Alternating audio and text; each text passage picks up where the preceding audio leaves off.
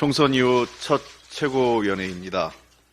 다시 한번 이번 총선은 특정 정당의 승패를 떠나서 국민의 승리입니다. 국민의 선택에 깊은 감사와 존경의 인사를 드립니다. 민주당은 겸손한 태도로 국민 목소리에 귀 기울이고 더 낮은 자세로 임하겠습니다. 이제 민주당이 정부의 무능과 무책임으로 길 잃은 국정의 방향을 바로 잡아 나가겠습니다. 정부를 견제하는 동시에 대한민국의 미래를 탄탄하게 준비해 나가는 책임정당, 정책정당, 그리고 미래정당으로 거듭나겠습니다. 21대 국회는 마지막까지 일하는 국회, 책임을 다하는 국회로 운영하려고 합니다. 아직 임기가 한 달 이상 남은 상태입니다. 여전히 해결되지 않은 여러 민생 입법 과제를 처리하는 데 최선을 다하겠습니다. 이를 위해 여당과 국회 일정 협상에 바로 착수하겠습니다. 특히 신속 처리 안건으로 지정된 최상병 특검법이 지난 4일 본회의에 자동 부의된 상태입니다.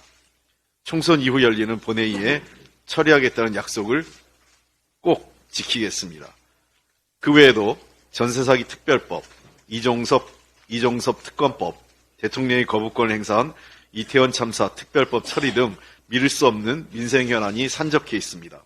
여당과의 협상을 통해 언급된 주요 법안은 물론이고 현재 상임위에 계류 중인 여러 민생 현안법들의 처리를 위해서 마지막까지 최선을 다하겠습니다.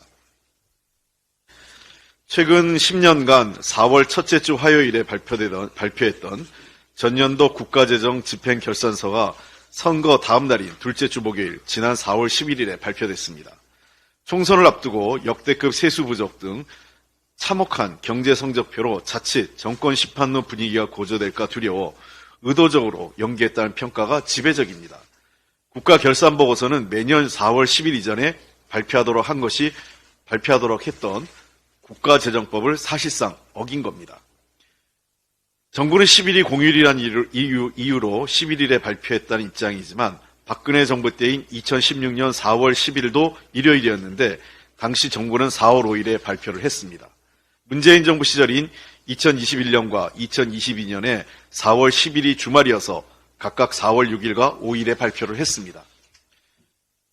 결국은 총선에 불리한 영향을 받을까봐 법을 어겼다.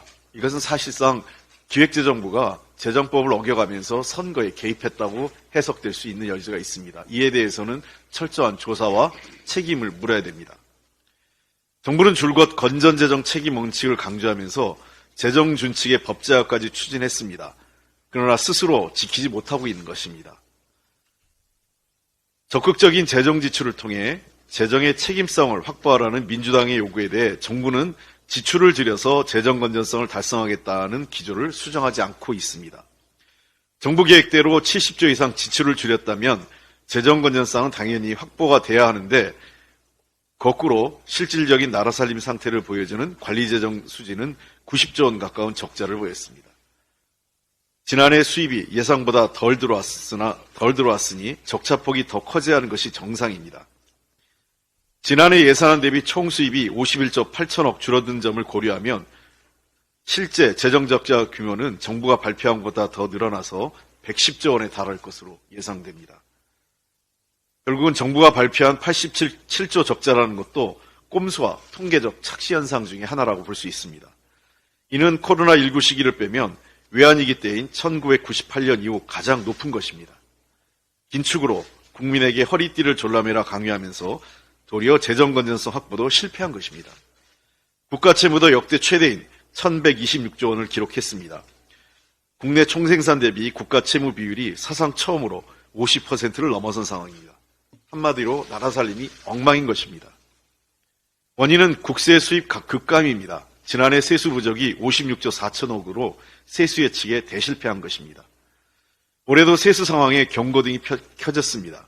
3대 세목 중 하나인 법인세가 전년 동월 대비 2천억 줄어 이상 징후가 감지된 상황입니다.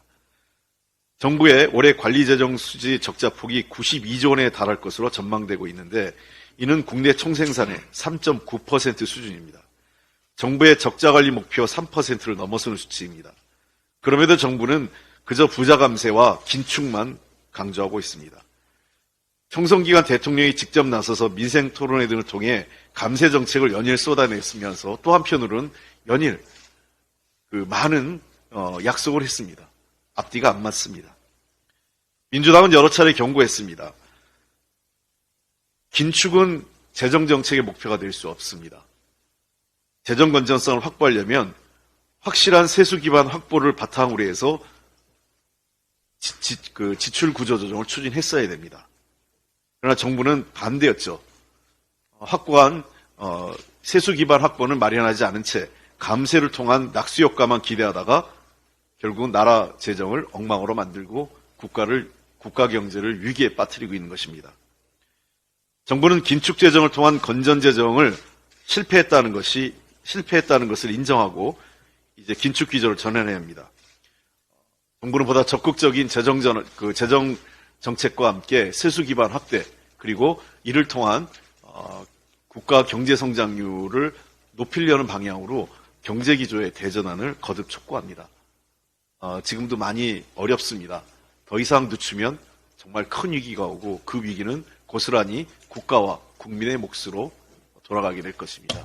윤석열 대통령과 경제팀의 각성을 촉구합니다. 스픽스는 말하는 언론입니다. 대세는 유튜브, 그중에서 스픽스. 좋아요, 댓글, 구독, 알림 설정. 여러분이 저희를 사랑해 주시고 우리가 여러분을 사랑하는 4가지 방법입니다.